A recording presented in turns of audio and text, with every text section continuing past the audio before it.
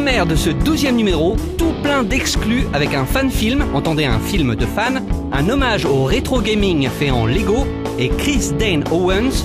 Quoi, vous connaissez pas Chris Dane Owens? Mais on commence tout de suite par un reportage sur le tournage de Nada Town, entendez Rien du tout ville, un film qui a l'air bien.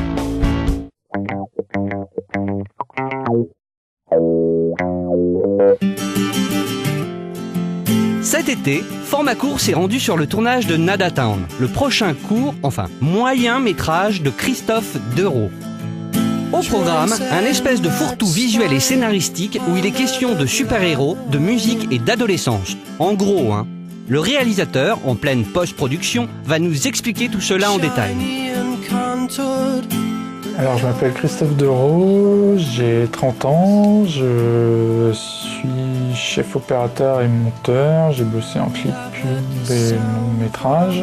J'ai déjà réalisé plusieurs courts métrages, je suis sorti d'une école de cinéma avec une formation de 3 ans et voilà quoi.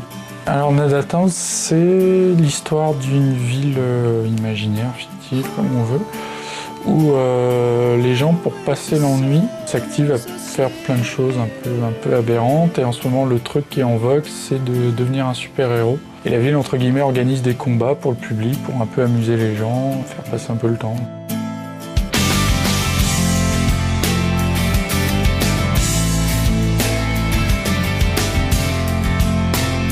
Je joue aux jeux vidéo depuis que j'ai l'âge de 8 ans, j'ai l'impression que ça fait partie de ma vie. Maintenant, est-ce que le scénario, je l'ai écrit en me disant tiens, j'ai vu cette idée dans ce jeu, ça permet de la détourner? Non. Le côté délirant qu'il peut y avoir dans un jeu vidéo, le côté tout est possible et tout, ouais, c'est un truc qui me plaît. Et puis de toute façon, qui me plaisait déjà, au-delà du jeu, qui me plaît déjà dans le cinéma. Moi, j'aime beaucoup les films plutôt à tendance fantastique, étrange, qui reflètent pas trop la réalité. Dès qu'on est en autoprod, on arrive clairement à ne pas avoir ce qu'on veut. Honnêtement, le film, même si pour le moment voilà, on est en montage et ça tourne bien, mais honnêtement, je crois qu'il doit ressembler à 3% de ce que j'avais dans la tête à la base. Et c'est surtout dû à des problèmes de prod, parce que systématiquement, le manque d'argent fait qu'on a, entre guillemets, aucune sécurité, c'est s'enfiler tout le temps. Et souvent, avec mon assistant, on restait très très tard à se demander on fait quoi demain, c'est quoi le décor. Donc en gros, c'est un film qui m'a coûté, c'est de l'autoprod qui m'a coûté à peu près 3 000 € et qui devrait, au final, j'ai pas encore tout à fait terminé le montage, mais devrait faire à peu près 40 minutes. Et le film a été tourné et en X3 et avec le cinglé Margot. De manière globale, le plus important, je trouve, en même temps, je pense pas être le seul, mais c'est surtout le caillou qu'on met sur l'appareil qui compte plus que la technologie embarquée. Et donc là, vraiment, l'intérêt, c'était d'avoir des optiques photo avec de tout de suite d'avoir une qualité de flou, des qualités de flair que j'aurais jamais eu avec le X3 par exemple. Et malgré tout, le X3, pourquoi? Parce que j'avais besoin d'une vraie stabilité de caméra pour les scènes de combat, pour les trucs un peu plus compliqués. Enfin, très sincèrement, tous les gens qui ont bossé sur le film ont bossé parce qu'ils aimaient le script. Donc tout de suite, ça les mettait dans une bonne humeur pour travailler. Tout le monde avait envie que le film avance, se fasse, malgré les problèmes, malgré le fait qu'il n'y ait pas d'argent, malgré que personne n'était payé, malgré qu'on faisait 12 heures par jour, voire peut-être même un peu plus. Et donc non, pour le coup, pour ce film-là, d'un point de vue ambiance, ça s'est plutôt bien passé. Maintenant, le secret d'un bon tournage, je saurais pas te le dire. Peut-être de travailler gratuit, comme ça tout le monde y met de la bonne volonté. Ils le font. C'est vrai, parce que dès qu'il y a l'argent en jeu, c'est pas le même truc. J'essaye très modestement d'aller vers le long métrage et j'espère que... Et c'est pour ça que j'ai fait un projet avec un film aussi long, c'est pour faire voir que je peux, entre guillemets, tenir la distance sur un truc aussi long et éventuellement pousser le principe de Nada Town encore plus loin. Et parce qu'il y a énormément d'idées que j'ai mis de côté parce que je pouvais pas les caser pour des questions de budget premièrement, et puis parce que la prod que j'avais à dispo n'aurait pas pu tenir un truc pareil, quoi.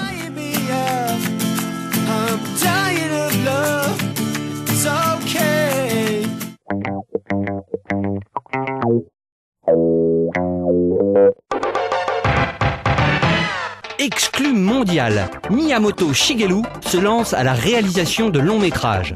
Et hop, on se mate la bande-annonce qui vient d'être leakée par un certain Dr. Cool Sex. In a world where winning is everything, one man had it all, then walked away. Hey, you're Mario the Racer. No, I'm just a plumber. A former champion hitting rock bottom.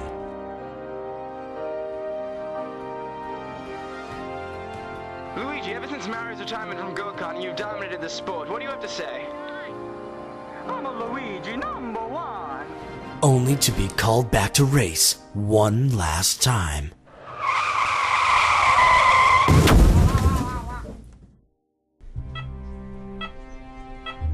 He had a star, and he knocked me right off the course. Luigi, who did this to you? Wario. Mario? Is there a racing in heaven?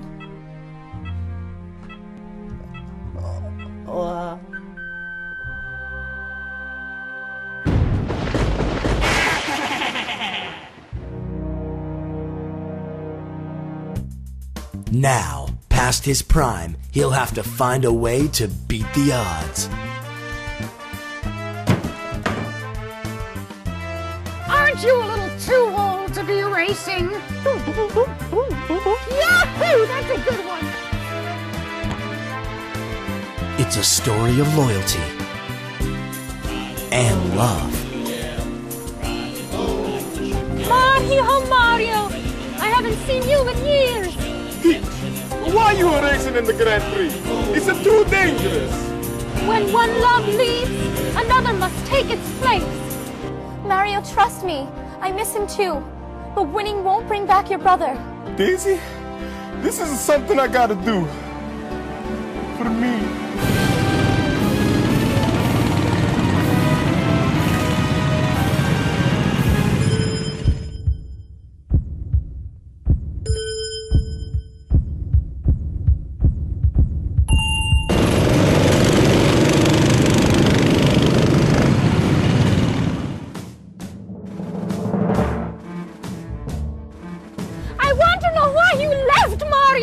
When I first started the racing, I had nothing to lose.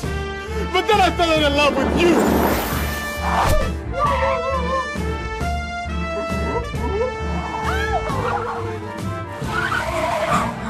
Mario, this is your son, baby Mario. Mamma mia, he's so beautiful.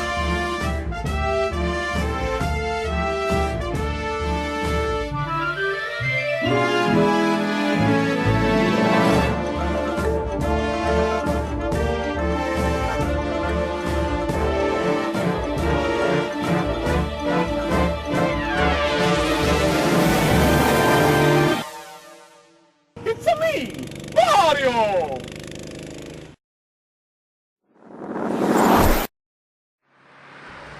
Mais non, c'était une blague. C'était juste un fan film réalisé par le fameux Dr. Cool Sex. Coming soon.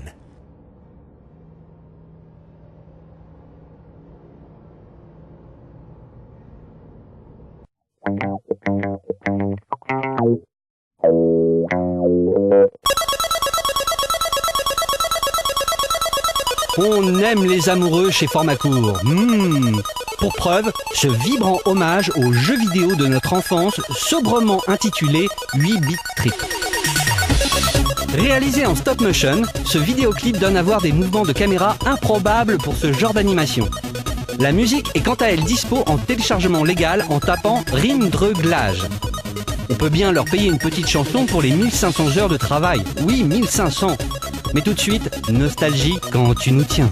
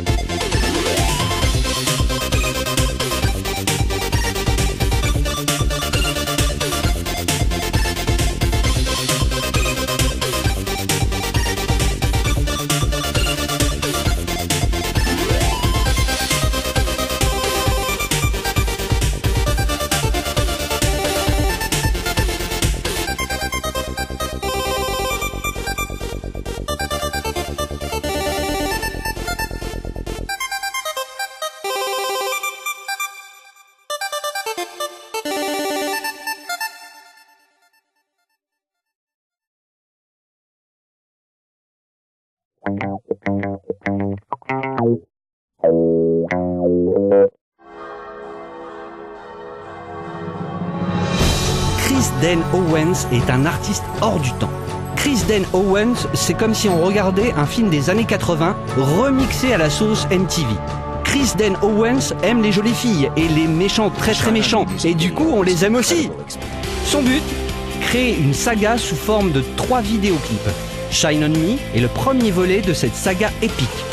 On ne peut rester que pantois devant une telle débauche d'énergie et de sincérité dans sa démarche. L'artiste nous fait même l'honneur d'expliquer son travail pour format court.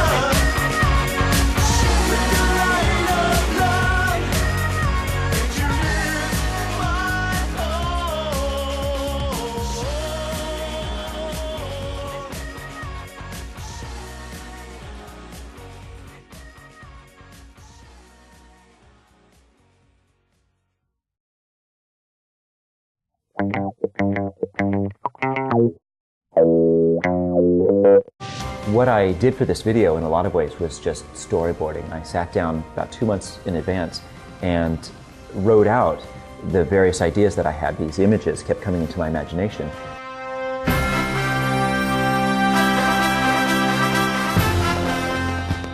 this notion of creating characters that fit into otherworldly environments that help kind of mirror statements about life seem to be a profound way of communicating ideas and emotion. With a little luck, we'll continue this story and this saga in video number 2, which I think will be for the song Lightspeed. And I've got a lot in mind for these characters. I think it's going to get bigger and more grand.